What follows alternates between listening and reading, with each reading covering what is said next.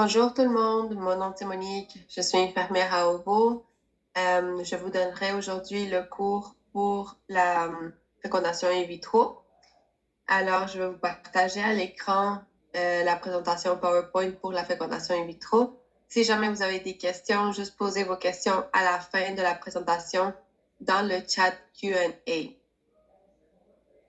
Alors, juste à la fin de la présentation, je vais avoir un temps pour répondre à toutes vos questions. Donc, je vais vous partager la présentation PowerPoint maintenant.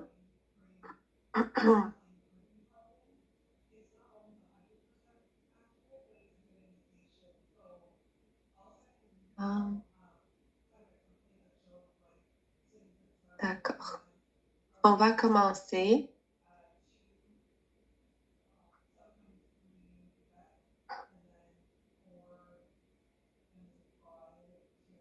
Donc, c'est une séance d'enseignement pour le protocole de fécondation in vitro de OVO. On va allouer à peu près 45 minutes pour la présentation et par la suite un temps de questions dans le chat Q&A, comme je vous avais dit. Alors, pour l'ordre du jour, on va commencer avec une introduction sur ce que c'est la fécondation in vitro. Par la suite, on va réviser le dossier médical de OVO, en quoi ça consiste. On fait un survol général. On n'ira pas en détail à chaque dossier. Par la suite, on va regarder qu'est-ce que c'est le processus de fécondation in vitro. Et ensuite, qu'est-ce que ça veut dire les protocoles de fécondation in vitro, parce qu'on a différents protocoles prescrits par les médecins. Par la suite, suite à la fécondation in vitro, il y aura la congélation des embryons qui aura aussi un transfert d'embryons par la suite. Et on va terminer avec les coordonnées et questions. Donc, pour l'introduction, qu'est-ce que c'est la fécondation in vitro? C'est la procédure par laquelle les ovules sont générés grâce à un traitement de fertilité. Ils sont ensuite prélevés et fécondés en laboratoire avec les spermatozoïdes par un embryologiste. Les embryons sont créés de cette façon. Donc, un embryon à la fois sera transféré dans l'utérus avec l'aide d'un cathéter. Et les embryons qui sont de surplus vont être congelés pour une utilisation ultérieure. Donc, une fois que le médecin vous prescrit un traitement de fécondation in vitro, vous serez automatiquement inscrit sur la liste d'attente pour la fécondation in vitro couverture par la RAMQ, si vous êtes éligible. Parce qu'il y a certaines conditions qui, dans le fond, qui déterminent que vous n'êtes pas éligible, mais il y a normalement, si le médecin vous prescrit et que vous êtes éligible, on vous met tout de suite sur la liste d'attente. Donc, premièrement, vous devez valider le dossier auprès de la coordination, dont je vais vous en parler un petit peu plus loin, et déclarer votre jour 1 une fois que votre dossier est complet. Alors, qu'est-ce que c'est le dossier médical? Donc, c'est très important lorsque le médecin vous prescrit un protocole de fécondation in vitro, l'infirmière va vous envoyer des consentements via la plateforme EngageMD. Donc, vous allez recevoir comme un courriel pour activer votre plateforme afin de pouvoir signer les consentements de façon électronique. C'est très important de consulter attentivement tous les consentements, puis de signer à chaque étape comme demandé. Ensuite, si jamais vous avez des questions concernant les consentements, vous pouvez contacter ce courriel ici, c'est consentement avec un S à commercialclinicovo.com. Les consentements sont obligatoires avant l'annonce de votre jour 1. Si jamais vous signez pas le consentement à temps avant d'annoncer votre jour 1, le cycle peut être retardé ou annulé. Donc, c'est très important de les signer avant l'annonce de votre jour 1. Si vous êtes éligible à la couverture RAMQ, vous allez aussi recevoir un formulaire d'engagement pour la couverture RAMQ. Et ça, dans le fond, c'est un consentement qui vous engage de faire le cycle sur RAMQ.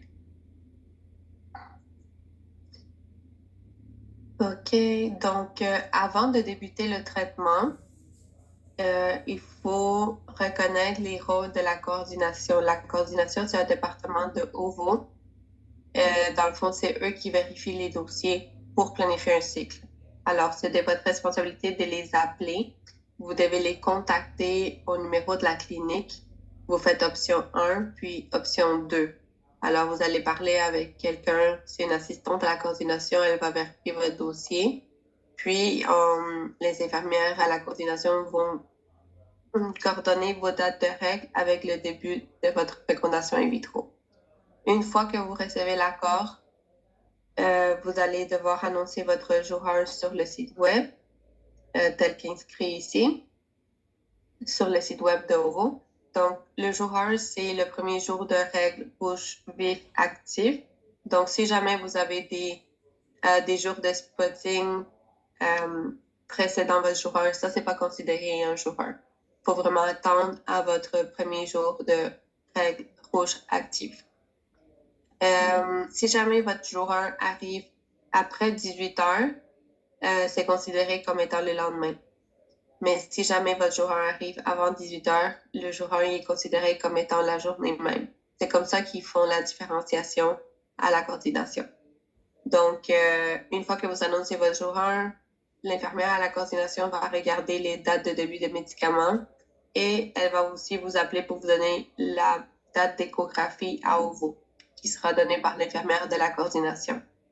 Il ne faut pas commencer aucun médicament avant d'avoir reçu l'appel de l'infirmière coordonnatrice. Donc, il y a des infirmières qui travaillent sur le plancher comme moi, que vous allez peut-être avoir à parler de temps en temps, mais nous, on ne peut pas vous autoriser de commencer les médicaments pour débuter un cycle. C'est vraiment l'infirmière coordonnatrice que vous devez parler.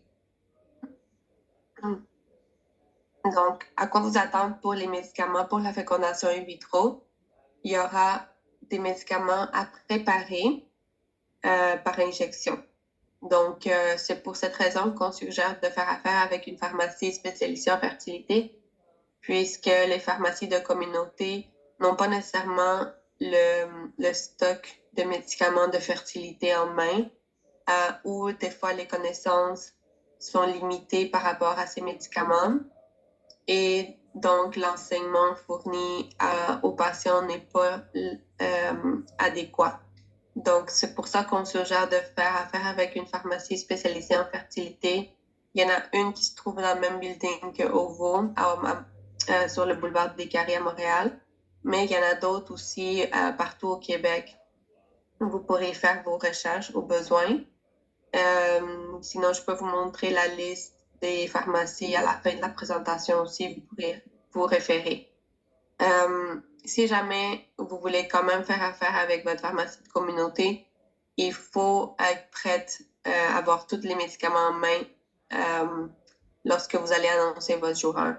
Parce que des fois, c'est difficile, dans le fond, de faire la commande des médicaments. Ça n'arrive pas à temps, ben, ça va retarder votre processus.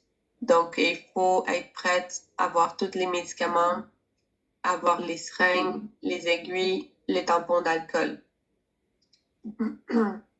Donc, il y a les effets secondaires de la médication. Les plus fréquents, c'est maux de tête, bouffées de chaleur, fatigue, saute d'humeur, sensibilité des seins, ballonnement du ventre, constipation, diarrhée, nausées, vomissements, douleur, irritation au niveau du site d'injection pour les hormones injectables. Mais ça ne veut pas dire que vous allez avoir tous ces effets secondaires. Ça se peut que vous ayez un ou deux, ou peut-être aucun. Ça dépend vraiment de chaque personne. Il y a aussi des effets secondaires moins fréquents, mais qui peuvent être graves, qui nécessitent des soins médicaux rapides, donc aller à l'urgence, définitivement.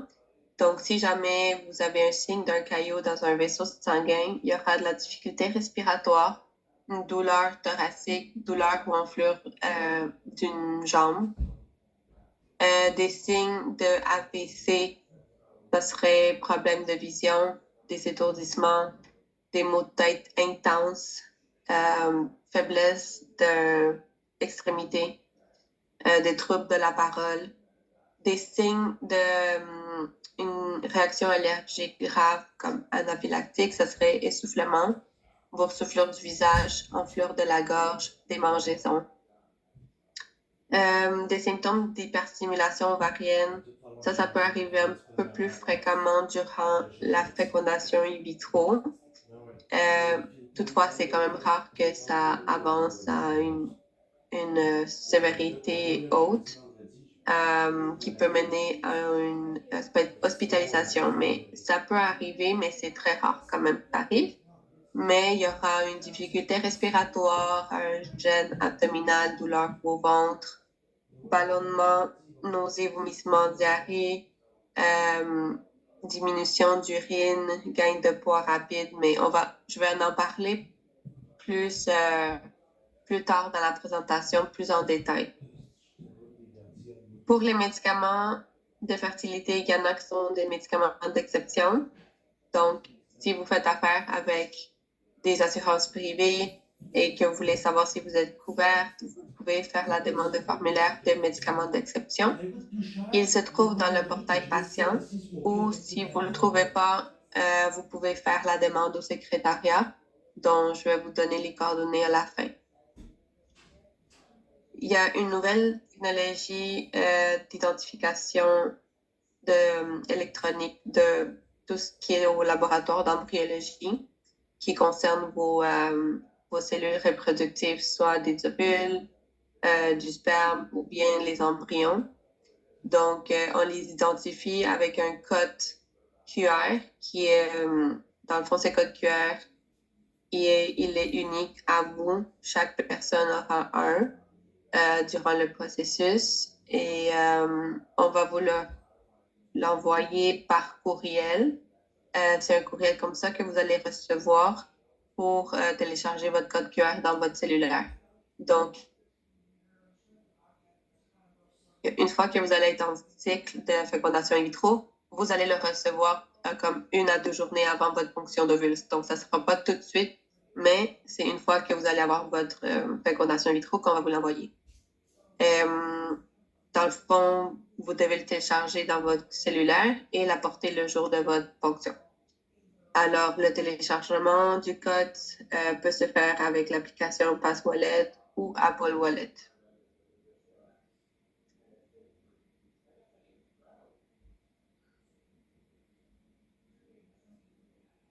Alors, la stimulation ovarienne, il y a 4 types de protocoles à OVO souvent. Le plus souvent prescrit, c'est le protocole antagoniste et le protocole PPOS. Les 2 autres protocoles, le court et le protocole SMART, sont moins fréquents, mais parfois, ils sont prescrits. Alors, on va aller plus en détail avec le protocole antagoniste. Et après ça, je vais aller plus rapide avec les autres protocoles en faisant comparaison avec le protocole antagoniste.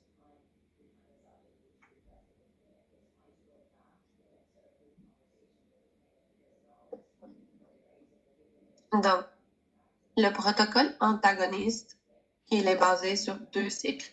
Donc, premièrement, vous allez avoir votre jour 1. Vous devez l'annoncer sur le site web de OVO. Et ensuite, l'infirmière, la coordination va vous appeler et il va vous dire de commencer le stress juste à jour 20 plus ou moins de votre cycle. Donc, même si vous avez annoncé votre jour 1, il n'y a pas d'urgence de commencer la médication tout de suite. Ça sera vers jour 20 à peu près. Elle va vous dire quand le commencer le stress. C'est un médicament par la bouche que vous prenez le soir. Ça va permettre de synchroniser les corps des follicules pour qu'ils aient à peu près la même grandeur pour le prochain cycle. Donc, ça aide à préparer un peu les grosseurs des follicules. Alors, ensuite, vous allez réavoir votre jour 1 sous estrase. Vous devez le réannoncer sur le site web. L'infirmière va vous contacter suite à l'annonce de votre jour 1. Elle va vous donner la date d'échographie, la première échographie à OVO. Et puis, elle va vous dire de commencer les injections. Donc, il faut continuer le strass jusqu'à temps que vous recevez l'appel de l'infirmière, parce que c'est elle qui va vous dire arrêtez le strass telle date, commencez les injections telle date. Donc, c'est 6 jours d'injection, de stimulation continue jusqu'à votre date d'échographie. Et puis, les injections de stimulation, on les appelle les gonadotropines. Alors, c'est des médicaments qui vont permettre de stimuler les follicules, de stimuler leur croissance. Donc, à jour 6 de stimulation, on fait une échographie à ovo. C'est une échographie intravaginale, donc vous devez avoir une vessie vide. Et les échographies se font toujours le matin, entre 7h30 et 9h30 le matin. Il y en a qui habitent proche de Gatineau, donc il y a Ovo-Gatineau dont vous pouvez faire les échographies, mais la plupart du temps sont faites à Ovo-Montréal. Il y aura aussi une prise de sang à chaque échographie pour voir le taux d'hormones. Puis, normalement, à partir de la première échographie, attendez-vous à manquer un peu de travail parce que des fois, ça prend 2 ou 3 échographies avant d'être prête pour déclencher l'ovulation. Donc, à votre première échographie, le médecin va regarder à l'écho vos ovaires. Et puis, dans l'ovaire, il y a des follicules. Les follicules, c'est les ronds noirs. Dans le fond, un follicule, c'est comme la maison des ovules. Donc, si un follicule atteint une certaine dimension, on peut assumer qu'il y a un ovule dedans. Alors, on veut que les follicules atteignent une taille d'environ 14 mm à 18 mm, mais pour déclencher l'ovulation, ça prend au moins 3 follicules autour de 18 mm. Donc, ça se peut qu'il y a des follicules qui vont être ponctionnés plus loin. Quand vous allez être prête pour la ponction, ils vont être ponctionnés, mais ça se peut qu'ils soient vides. C'est normal. Donc, c'est sûr que plus un follicule est gros, plus de chances qu'il va avoir un ovule à l'intérieur. C'est pour ça qu'on fait la stimulation. Alors, normalement, à votre première échographie, vous allez rencontrer une infirmière après, puis elle va vous dire de commencer l'antagoniste. Antagoniste, c'est le cétrotide ou l'orgalutran. Dans le fond, l'antagoniste, ça permet d'empêcher une ovulation prématurée parce qu'on veut continuer la stimulation, mais on ne veut pas que votre corps décide d'ovuler par lui-même de façon prématurée. C'est pour ça qu'on prend l'antagoniste pour empêcher l'ovulation. Alors, on continue les gonadotrophines avec l'antagoniste selon les directives de l'infirmière jusqu'au prochain rendez-vous. Normalement, oui, je voulais vous parler, les gonadotrophines, c'est souvent du Menopur Recovel ou Gonalef Luveris. C'est souvent un mélange des deux genres d'injections. Et donc, l'antagoniste se prend uniquement le matin et les gonadotrophines se prend uniquement le soir. Donc, souvent, au prochain rendez-vous, le médecin va regarder la taille des follicules encore, on va faire une prise de sang. Puis, lorsque les follicules atteignent 18 mm, au moins 3 à 18 mm, le médecin décide qu'on déclenche l'ovulation. Alors, le déclenchement d'ovulation, c'est encore des injections. Il faut le faire à une heure précise. Donc, c'est souvent de la CG ou du Suprefact ou une combinaison des deux. Puis, il faut le prendre à une heure précise que l'infirmière va vous dire. Parce que 36 heures plus tard exactement, ce serait votre ponction. Par exemple, si on vous dit prenez votre HCG Suprefact ce soir à 8 heures, le soir, ça veut dire que votre ponction aura lieu, là on est vendredi à 8 heures le matin. Donc, c'est comme ça. Puis, il faut vraiment respecter l'heure parce qu'il y a d'autres ponctions cédulées la même journée à différentes heures. Fait qu'on ne veut pas mettre le rendez-vous de l'autre personne à risque. Donc, on veut vraiment respecter les heures pour cette raison-là. Puis, avant la veille de chaque échographie, pour ceux qui utilisent du sperme de partenaire frais, il faut que le partenaire ait une éjaculation, une relation la veille de chaque échographie pour garder une bonne qualité de sperme. c'est une éjaculation perdue, donc on n'a pas besoin de la porter à ovo. Peut se faire à la maison. C'est juste pour garder une bonne qualité de sperme. Donc, parce que dans le fond, il faut qu'il y ait entre 2 jours minimum d'abstinence à 3 jours maximum d'abstinence. Pour ceux qui ont besoin de faire une procédure urologique pour prélever le sperme, on n'a pas besoin de faire des éjaculations. Dans le fond, la procédure urologique aura lieu la veille de la ponction. Donc, par exemple, si aujourd'hui on déclenche, demain, ça serait la procédure urologique, puis après-demain, ça serait la ponction. Donc, c'est vraiment la veille de la ponction ou le lendemain du déclenchement qu'on fait la procédure urologique. Puis, on n'a pas besoin de faire éjaculation ni relation. Et pour ceux qui utilisent du sperme de donneur, évidemment, pas besoin de faire une éjaculation ou relation. Donc, ça, c'est pour le protocole antagoniste. Je suis vraiment allée en détail, puis on va vous guider à chaque étape. Fait que si vous retenez pas tout ça, il n'y a pas de problème. On va vous guider à chaque étape. Puis si jamais vous avez des questions, on va vous répondre à chaque étape du processus. Il y a aussi le protocole antagoniste avec du Marvelon. Ça, c'est le même genre de protocole. C'est juste qu'au lieu de prendre le strass, environ un jour 20, l'infirmière va vous dire de prendre du Marvelon. Dans le fond, ça, c'est pour ceux qui ont des cycles un peu plus irréguliers. Mais le reste, après ça, on prend encore les injections de gonadotrophine, l'antagoniste et le déclenchement se fait de la même façon avec HCG ou Suprefac ou la combinaison des deux.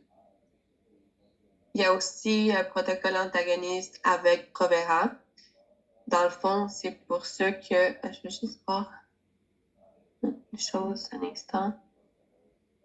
Je vais répondre aux questions à la fin, OK?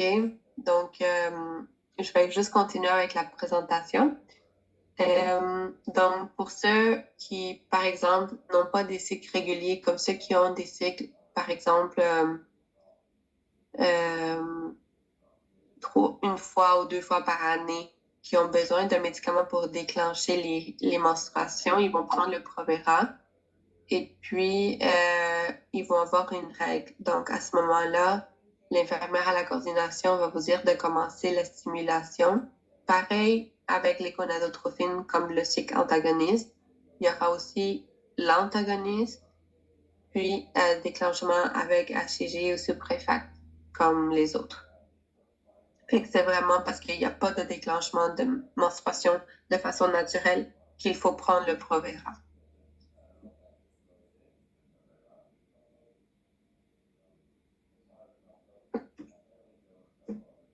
Ensuite, il y a le protocole SMART. Celui-là, c'est différent un peu. C'est juste que vous allez annoncer votre jour 1 au site web de OVO. L'infirmière va vous dire encore une fois de prendre le strass à peu près à jour 20 pour regrouper les follicules pour qu'ils soient de la même taille. Ensuite, vous allez avoir à nouveau vos menstruations. Vous devez les réannoncer sur le site web. Vous allez inscrire jour 1 sous strass. Vous continuez le strass jusqu'à temps que l'infirmière vous rappelle, elle vous dit de l'arrêter et prendre 5 jours de Femara. Femara, c'est un comprimé par la bouche à chaque soir. Ça permet de stimuler un petit peu les follicules. Puis, elle va aussi vous donner la date du début des gonadotrophines. Donc, gonadotrophine, encore une fois, Menopur, Recobel, Gonalev ou Luveris. Il y aura aussi éventuellement l'antagoniste selon les directives de l'infirmière. Puis, le déclenchement se fait avec HCG ou Suprefac ou la combinaison des deux. Donc, comparativement au protocole antagoniste, le protocole SMART, il y a du Femara à prendre suite au strass. Donc, ça, c'est la seule différence. Pour ceux qui auront un protocole court, normalement, il y a aussi du strass à peu près à jour 20 suite à l'annonce de votre jour 1. Ensuite, vous allez réavoir votre jour 1 sous estrase, vous l'annoncez sur le site web et vous attendez l'appel de l'infirmière pour vous dire d'arrêter le stress, puis de prendre le Suprefact. C'est des mini doses de Suprefact 2 fois par jour, matin et soir, des injections sous-cutanées. Et ça permet de empêcher une ovulation prématurée parce que vous n'allez pas prendre d'antagoniste. Ça va être du Suprefact 2 fois par jour, des mini-doses. Ça empêche l'ovulation prématurée. Et vous allez commencer en même temps les gonadotrophines que le Suprefact. Gonadotrophines, c'est les mêmes comme avant, Menopur, Recovel ou Gonalev, Luveris, en même temps que le Suprefact 2 fois par jour. Et puis, l'échographie serait à jour 9 de stimulation, donc un peu plus tard, comparativement au protocole antagoniste que c'est au jour 6 de stimulation. Donc, pour le protocole court, c'est à jour 9 de stimulation.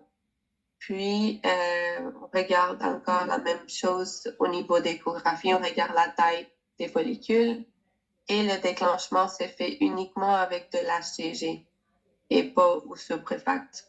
Donc, vu que vous prenez déjà le Suprefact 2 fois par jour, le jour du déclenchement, vous prenez Suprefact, vous prenez pas de gonadotrophine et vous prenez de l'HCG pour déclencher l'ovulation à l'heure que l'infirmière vous dira de le faire. Le protocole PPOS, ça se ressemble beaucoup au protocole antagoniste, encore une fois. Vous allez annoncer votre jour 1 de règles. L'infirmière à la coordination va vous dire de commencer l'estrase autour du jour 20, comme d'habitude.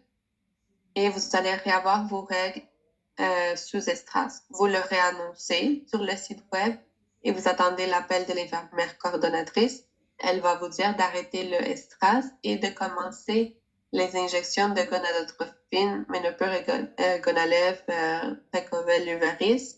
Ça dépend lesquels le médecin vous a prescrit. Mais en même temps que les gonadotrophines, vous allez commencer le Provera, une pilule à chaque matin par la bouche, puis ça va empêcher l'ovulation prématurée, encore une fois. Donc, dans le fond, gonadotrophine avec Provera, puis vous allez avoir une échographie à peu près au jour 6 de stimulation et le déclenchement se fait avec HCG et Suprefact ou juste un des deux. Puis, selon les directives de l'infirmière.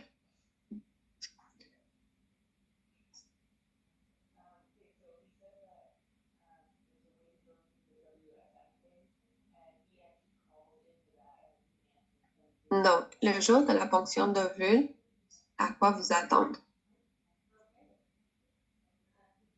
OK. Donc, la journée du prélèvement des ovules, c'est 36 heures après le déclenchement du Suprefact, HCG ou les deux.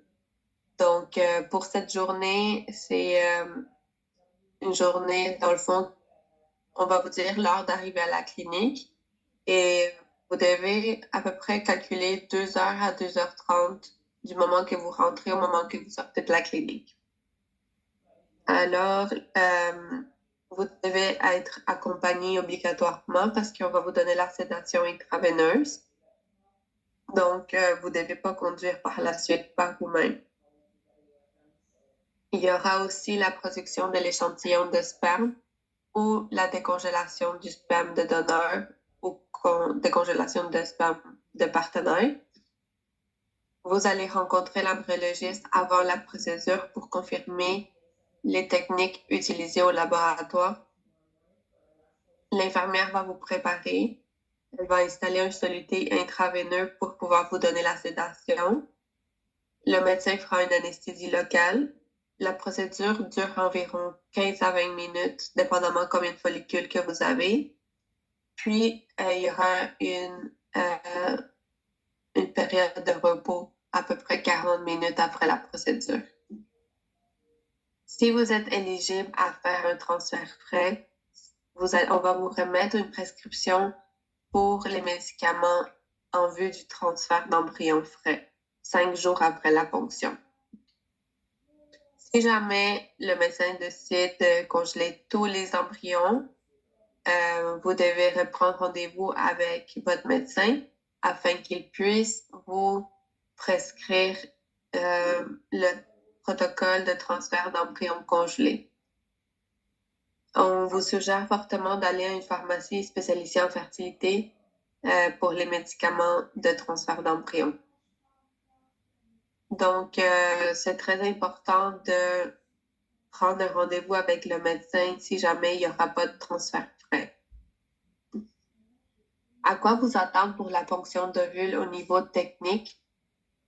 Vous pouvez voir ici à l'image, vous allez être installé en position gynécologique, le médecin va placer un spéculum, nettoyer et faire 4 injections d'anesthésie locale autour du col de l'utérus. Ensuite, il va placer la sonde vaginale, pareil comme aux échographies, et avec l'aide d'une aiguille, une fine aiguille, il va aller aspirer tous les follicules de chaque ovaire. Donc, ça, c'est un ovaire. Ici, c'est les follicules, les petits ronds, les cercles. Et si les follicules sont de bonne taille, on espère avoir un ovule dedans.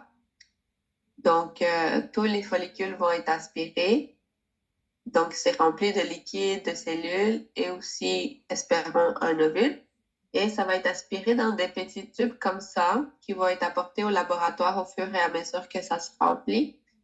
Et en temps réel, l'embryologiste va regarder sous son microscope pour essayer de trouver les ovules parmi le liquide qu'on vient d'aspirer. Dès qu'on trouve le premier ovule, on va vous le montrer à l'écran. Puis après ça, il va juste faire le décompte plus rapidement. Donc, ici, vous pouvez voir, ça c'est l'échographie. Le médecin, il rentre l'aiguille dans l'ovaire et dans chaque follicule. Ça, c'est les ronds plus foncés, c'est les follicules. Et l'aiguille, c'est ce qui est en blanc ici. Il va aspirer le contenu et le follicule va collapser comme une ballonne dégonflée. Donc, dans le fond, il prélève tout et ça prend environ 10 à 15 minutes ou des fois 20 minutes la procédure. Pardon. Et par la suite, vous revenez en salle de repos pour une quarantaine de minutes. Donc, vous allez savoir le nombre total d'ovules avant de quitter la clinique, mais vous ne saurez pas s'ils sont matures. C'est juste l'après-midi qu'ils vont voir combien qui étaient matures et combien de fécondés. Ça, vous allez juste le savoir le lendemain quand les embryologistes vont faire le suivi avec vous. Donc, pendant 7 à 10 jours après la ponction, pas de bain, pas de piscine, pas de spa, pas de relations sexuelles, pas de tampons, ni pas d'exercice intense qui impacte le bas du ventre pendant 7 à 10 jours. Alors, le processus de fécondation au laboratoire d'embryologie, il y a 2 méthodes de féconder les ovules. La méthode conventionnelle ou standard de fécondation in vitro ou bien la méthode ICSI. C'est une injection intracytoplasmique d'un spermatozoïde. La méthode conventionnelle, dans le fond, on sélectionne l'ovule mature et le sperme préparé lavé. On les met ensemble dans un dish et il y a fécondation de façon naturelle. Donc, un spermatozoïde va rentrer pour féconder l'ovule de façon naturelle et ensuite, les embryologistes font le suivi du développement embryonnaire à jour 1, jour 2 et jour 5. On ne fait plus de suivi à jour 3 ni jour 4 parce que c'est un moment critique du développement des embryons. La méthode ICSI, celle à droite, l'embryologiste sélectionne l'ovule mature et il sélectionne un spermatozoïde de bonne qualité. Puis, avec l'aide d'une aiguille, il va injecter le spermatozoïde dans l'ovule directement sous microscope. Puis, c'est à peu près ça qu'ils voient au microscope lorsqu'ils injectent le spermatozoïde à l'intérieur de l'ovule mature. Après ça, ils font le même suivi avec vous du développement des embryons. Donc, à jour 1, jour 2 et jour 5. Pas à jour 3 ni jour 4 parce que c'est un moment critique du développement des embryons. La congélation des embryons. Donc, pourquoi est-ce que le médecin décide de congeler les embryons? Parce qu'il y a des raisons médicales. Donc, par exemple, s'il faut faire le test génétique PGTA, PGTM, PGTSR, c'est des tests génétiques sur les embryons. Alors, on prélève l'échantillon, on congèle les embryons, on envoie le résultat et il faut attendre les résultats avant de transférer l'embryon pour voir si l'embryon, il est normal ou anormal. Ça, c'est juste ceux que les médecins y ont prescrit de faire le test génétique. C'est pas tout le monde, OK? Ensuite, une autre raison, ça serait possiblement si on voit qu'il y a un polype dans la cavité utérine, il faut le faire enlever avant de transférer l'embryon pour augmenter vos chances de tomber enceinte. Ou par exemple, si vous êtes à risque d'hyperstimulation ovarienne, ça veut dire que vous avez trop répondu aux hormones de stimulation, on ne peut pas transférer un embryon parce que ça vous met à risque d'empirer vos symptômes, puis ça peut mener à une hospitalisation, puis des complications graves. Donc, c'est pour ces raisons-là qu'il faut congeler les embryons. Et ça, c'est dans le but d'augmenter les chances de grossesse ou diminuer les risques de symptômes de stimulation. Pardon. Alors, la décision du freeze-all, ça peut être pris durant les échographies ou le jour même de la ponction. Ou même avant, si vous faites le test de PGTA, c'est déjà prescrit dans votre dossier. Donc, le transfert d'embryon congelé peut se faire environ 2 à 3 mois après la ponction ou selon l'évaluation du médecin. Donc, c'est pour ça que si jamais ils font un freeze-all dans votre cas, c'est très important de prendre le rendez-vous avec le médecin pour planifier le transfert d'embryon congelé dans les mois qui suivent. Alors, maintenant, je vais vous parler un petit peu de ce que c'est l'hyperstimulation ovarienne plus en détail. Alors, l'hyperstimulation ovarienne, c'est une complication suite à la stimulation des hormones que vous injectez, les gonadotropines. Donc, le plus souvent, l'hyperstimulation ovarienne, elle peut être légère à modérée et elle se résorbe d'elle-même au bout de quelques semaines, mais parfois, elle peut être grave et nécessite des soins médicaux. La cause de cette complication, c'est que votre corps peut réagir fortement au traitement de stimulation et cela touche plus les femmes qui ont plusieurs follicules à la base. Donc, les ovaires deviennent plus gros et sensibles et les vaisseaux sanguins deviennent perméables. Ça veut dire qu'ils vont laisser échapper les liquides dans la cavité abdominale. Alors, la première chose à faire, c'est de faire la prévention. Donc, c'est pour ça qu'on fait un suivi étroit de votre réponse au traitement de fécondation in vitro. Les doses de médicaments sera évaluée par le médecin au moment des échographies. Et puis, il faut rester alerte des symptômes d'hyperstimulation. En tout temps, vous pouvez communiquer avec une infirmière si un des symptômes se présente. Donc, les symptômes se divisent en 3 groupes selon leur degré.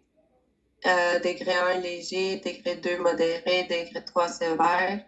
Donc, degré 1, c'est ballonnement, douleur abdominale, nausée. Degré 2, nausée, vomissement, diarrhée, douleur ou inconfort modéré au niveau du ventre, prise de poids, augmentation tour de taille.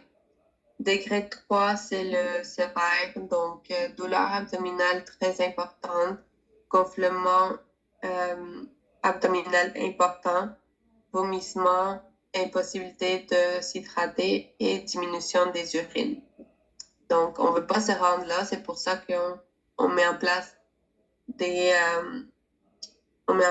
étapes de prévention pour éviter de se rendre à l'estade 3.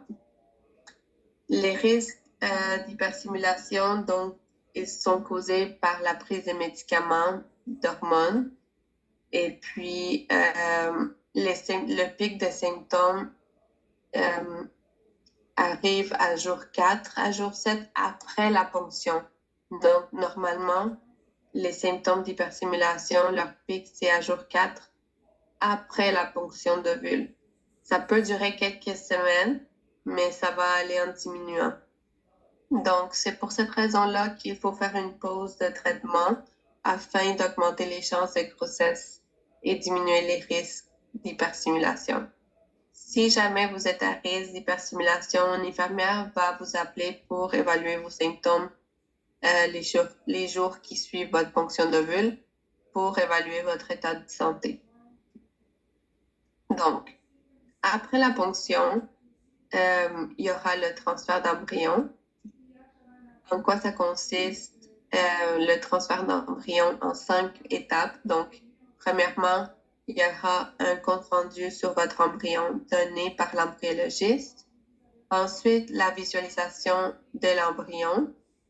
Il va être identifié avec votre nom. Ensuite, le médecin va faire le transfert d'embryon, soit un transfert d'embryon frais 5 jours après la ponction, ou bien un transfert d'embryon congelé qui peut être quelques mois après la ponction. Donc, le transfert il est fait par le médecin. Vous devez avoir une vessie pleine à ce moment-là. Puis, 10 jours après le transfert, vous devez faire un test de grossesse sanguin, donc une prise de sang. On va vous donner le rendez-vous ou bien de requête si vous habitez loin de Montréal. Puis, vous devez répéter le test 2 jours plus tard. La prise de sang, vous la répétez 2 jours plus tard. Dans le fond, c'est dans le but de voir si les hormones de grossesse évoluent bien. Ça veut dire que la grossesse elle est bien évolutive, c'est ce qu'on souhaite. Et par la suite, l'infirmière va vous donner la date d'échographie de viabilité vers 7 semaines de grossesse à ovo. On suggère fortement que ce soit à ovo, l'échographie. Puis, il est important de savoir que toutes les procédures sont effectuées par les médecins de garde. Donc, ça se peut que ce ne soit pas votre médecin qui fasse le transfert ni la ponction. C'est vraiment les médecins de garde qui sont là durant la semaine. Donc, si on regarde ici à l'écran l'illustration du transfert d'embryon, vous allez installer en position gynécologique. Le médecin va placer un spéculum, nettoyer et faire un test de transfert avec un cathéter, juste pour voir qu'on se rend bien au bon endroit dans l'utérus. Alors, l'infirmière va faire une échographie abdominale à ce moment-là et on va pouvoir voir à l'écran d'écho une image comme ça. Alors, la vessie doit être pleine parce qu'elle permet d'aplatir l'utérus afin d'avoir une ligne droite. Fait que ça facilite le transfert, en fait, d'avoir une vessie pleine. Donc, l'utérus, c'est ce qui est ici aplati par la vessie pleine. Le médecin rentre le cathéter, on voit comme une ligne blanche qui va apparaître dans l'utérus. Une fois qu'on est bien placé, l'embryon va être sorti de l'incubateur à ce moment-là. Il va être remis au médecin par l'embryologiste et c'est le médecin qui va l'injecter dans l'utérus à la bonne place. Donc, vous allez pouvoir voir une petite lumière blanche qui va apparaître dans l'écho. Ça, c'est la bulle d'air qui accompagne l'embryon, puisque l'embryon, il n'est pas visible à l'œil nu. Il est emprisonné dans une bulle d'air qu'on puisse s'assurer qu'il est placé dans la bonne place dans l'utérus. Donc, le processus peut prendre 5 à 10 minutes. Normalement, c'est pas douloureux. Ça peut être un petit peu inconfortable. Ça se ressemble un petit peu à une insémination. Donc, ça, c'est le transfert d'embryon. Juste un embryon à la fois, il est transféré dans l'utérus et c'est des embryons de jour 5, pas de jour 2 ni 3. C'est des embryons de jour 5 qui vont être transférés dans l'utérus. Donc, des blastocystes.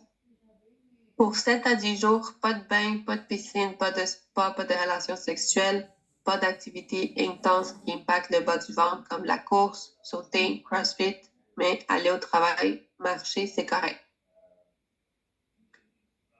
Donc, on va passer aux coordonnées. Il y a des liens pour les injections. Ça, c'est Conalef.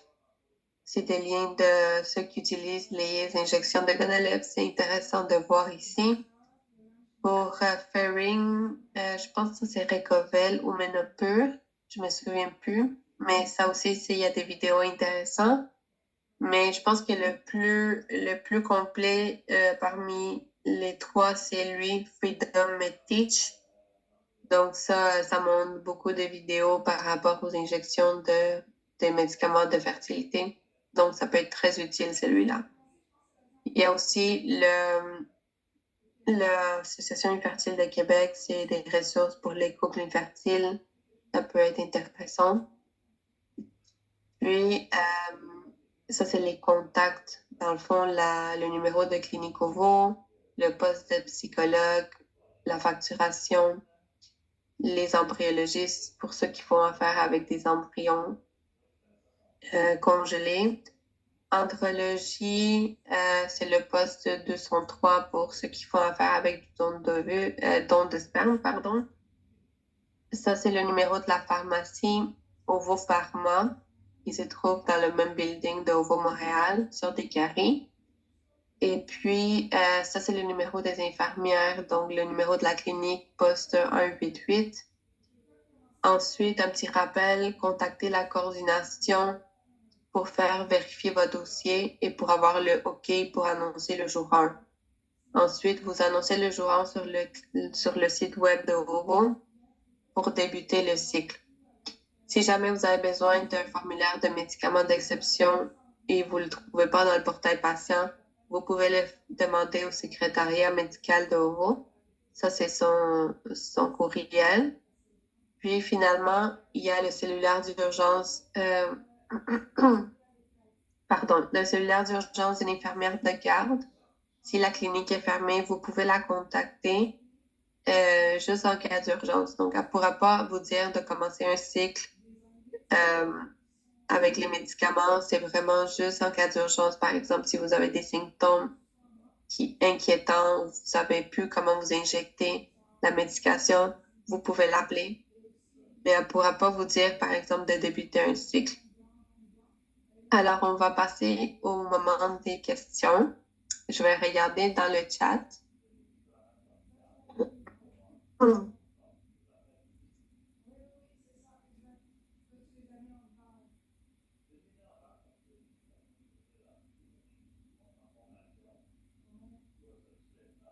Alors, première question. Bonjour, je veux savoir la durée du processus pour la fécondation in vitro. Donc, vu qu'il est basé sur 2 cycles, normalement, ça peut prendre environ 1 mois et demi, presque 2 mois. Peut-on, une fois l'ovule fécondé implanté à une date ultérieure? Oui. Dans le fond, si vous n'êtes pas prêt à avoir un transfert frais, vous pouvez demander au médecin si on peut congeler les embryons pour avoir une implantation ultérieure.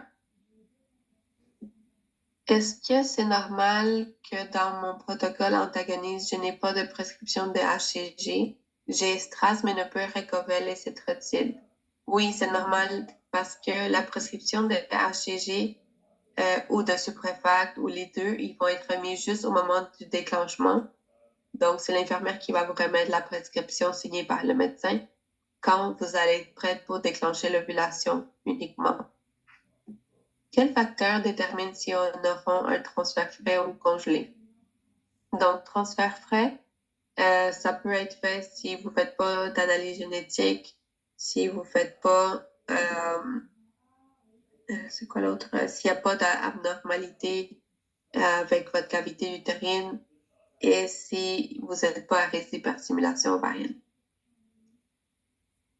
Bonjour, je commence Estras dans une semaine. J'ai des dates approximatives pour écho et ponction, mais la partie qui reste encore floue est en lien avec le dépôt de sperme de mon conjoint. À quel moment est-ce que se fait et comment je sais si le transfert sera fait frais ou gelé? Je crois que vous l'avez mentionné à l'étape 4, mais je n'ai pas tout compris. Donc, pour le sperme de partenaire frais, il va devoir se présenter en même temps que vous pour la ponction. Donc, on vous dit d'arriver à la clinique telle date, puis il doit se présenter avec vous pour que lui, il fasse son échantillon et vous, votre ponction. Puis après ça, il peut vous rencontrer en salle d'opération s'il désire. Et dans le fond, le jour de la ponction, on va vous dire si vous êtes éligible au transfert frais ou s'il faut faire la congélation de tous les embryons. Avec une FIV couverte par la RAMQ, est-ce qu'il y a des frais supplémentaires à payer comme ICSI, par exemple? Donc, des fois, il y a des techniques à payer à part, mais le ICSI, il est couvert quand vous êtes couvert par la RAMQ. Je pense que le ZIMOT, il n'est pas couvert. Si jamais le médecin vous a prescrit le ZIMOT, il n'est pas couvert. Si jamais le médecin vous a prescrit le PGTA, ça, c'est pas couvert non plus. OK. Bonjour. Après le transfert, est-ce qu'il y a encore des injections à faire ou médicaments à prendre? Donc, si vous faites un transfert frais, il y aura des médicaments à commencer dès le jour de la ponction. Puis, il y aura aussi des médicaments par injection intramusculaire au niveau des fesses, une par soir. Si vous faites un transfert d'embryon congelé, vous avez les choix de prendre, je pense que c'est 2 genres de protocoles à discuter avec le médecin. Il y a un des protocoles qui a une injection au ventre, puis après ça, c'est de la progestérone intravaginale. Mais il y a aussi un protocole qui est avec des injections intramusculaires au niveau des fesses. Bonjour, est-ce que je dois avoir un délai entre insémination et fécondation in vitro? Comment on peut choisir le protocole à suivre? Donc, dans le fond, si le médecin vous a prescrit de faire les inséminations, il vous le prescrit pour quelques fois. Après ça, si ça ne marche pas, les inséminations, il faut qu'il vous prescrit le protocole de fécondation in vitro. Donc, à ce moment-là, vous devez reprendre rendez-vous avec le médecin. Mais s'il a déjà prescrit la fécondation in vitro, il faut faire tous les inséminations avant de se rendre à la fécondation in vitro. Est-ce que est-ce normal que ma dose d'estrade soit de 2 mg et non de 4? J'ai le protocole PPOS. Ça se peut bien, mais c'est l'infirmière à la coordination qui va vous dire la dose exacte. Bonjour, l'interdiction de bain après un transfert d'embryon concerne-t-il aussi les bains froids? Dans le fond, oui. Ça concerne aussi les bains froids parce qu'on ne veut pas qu'il y ait une infection qui s'installe au niveau de la cavité utérine. Donc, c'est pour ça qu'il faut attendre 7 à 10 jours. Le taux de succès est bel et bien de 50%. Ça, c'est une moyenne, oui, mais ça dépend de chaque cas. Donc, oui, il y a un taux de 50% à peu près, mais ça dépend aussi de chaque personne. Puis ça, c'est un taux que c'est le médecin qui doit vous expliquer ça. Combien coûte le Zimo? Donc, pour les prix, vous pouvez, je ne sais pas s'il est dans le site web d'OVO, vous pouvez regarder. Sinon, vous pouvez appeler à la facturation. Donc, c'est le numéro de la clinique, vous faites l'option 3.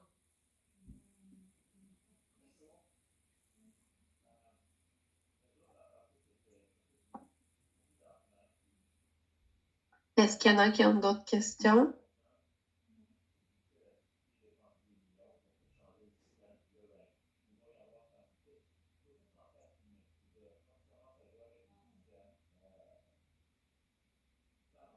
Je pense qu'il y a quelqu'un qui a levé sa main.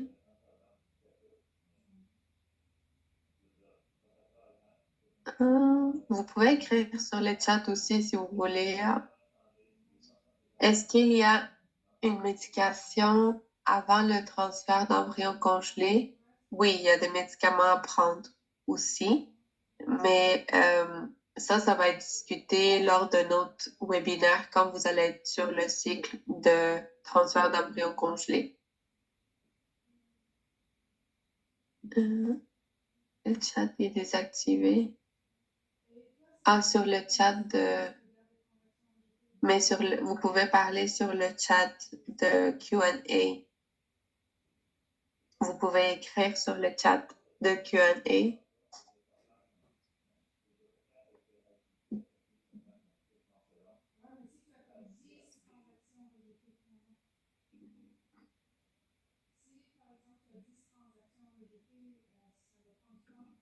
Mais si jamais vous avez des questions tout au long du processus, vous pouvez nous contacter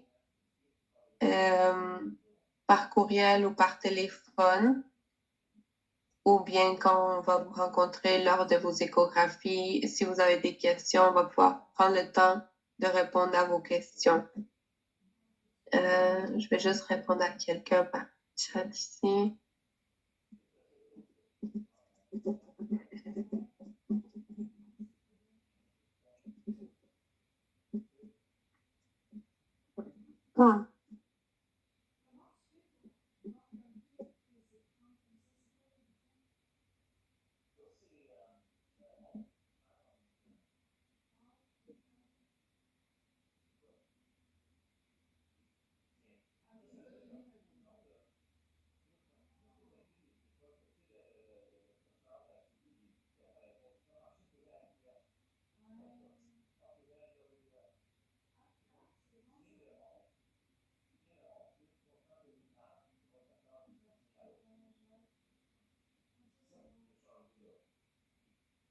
Après l'utilisation de l'androgel, quand est-ce que je peux commencer la médication?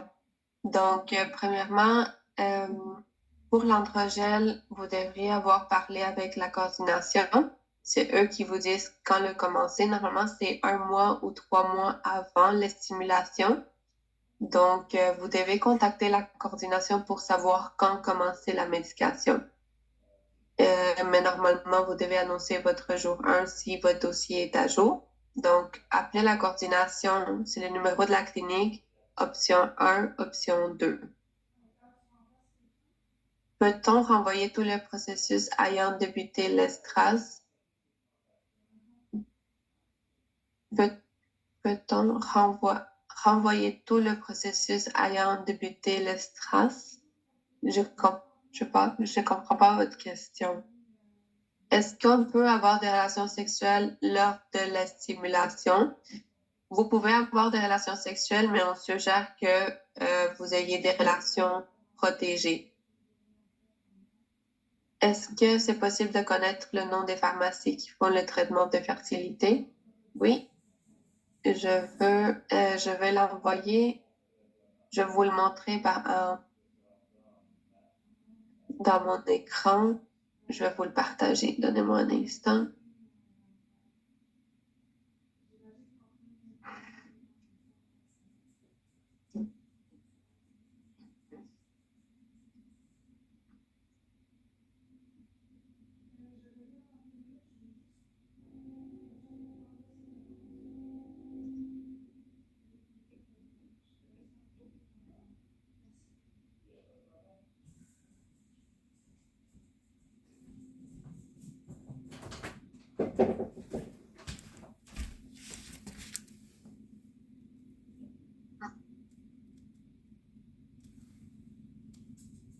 Mais je vais juste le partager.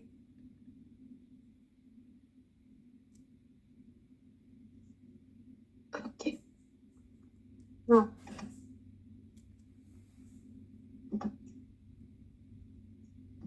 Je partage la liste des pharmacies spécialisées en fertilité.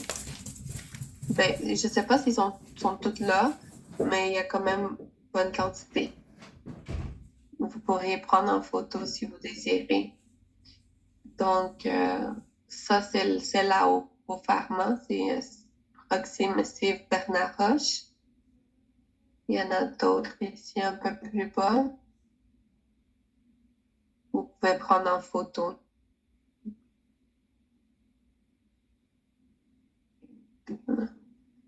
Ça, c'est la première liste.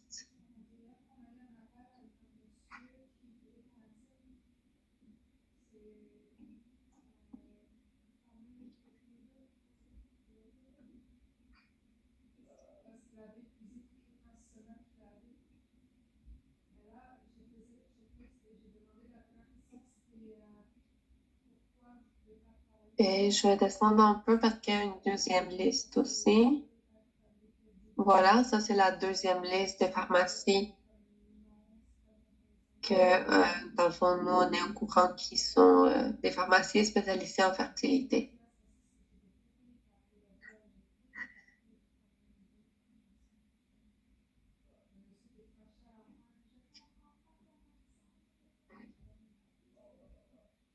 OK, fait que je vais enlever le partage.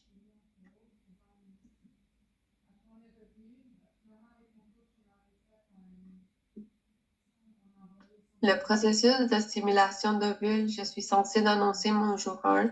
J'ai commencé l'estrace, puis j'ai renvoyé à une date ultérieure, faute de finances.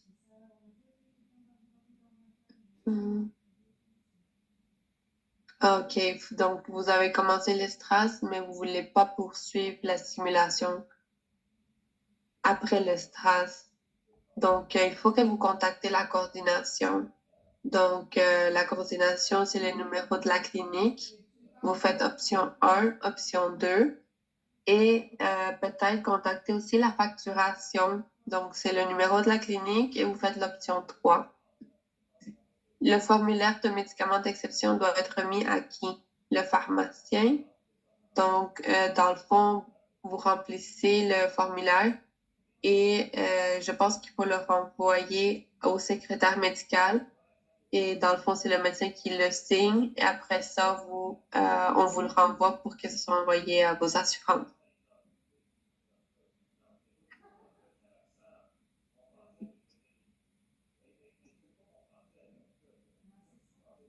Alors, je vais mettre fin à la présentation. Si jamais vous avez d'autres questions, vous pouvez nous contacter par courriel ou par téléphone.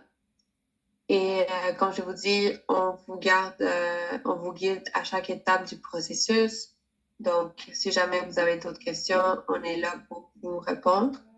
Et je vous souhaite bonne chance dans votre parcours et au plaisir de se revoir peut-être au plancher lors d'une intervention. Bonne journée à tous. Au revoir.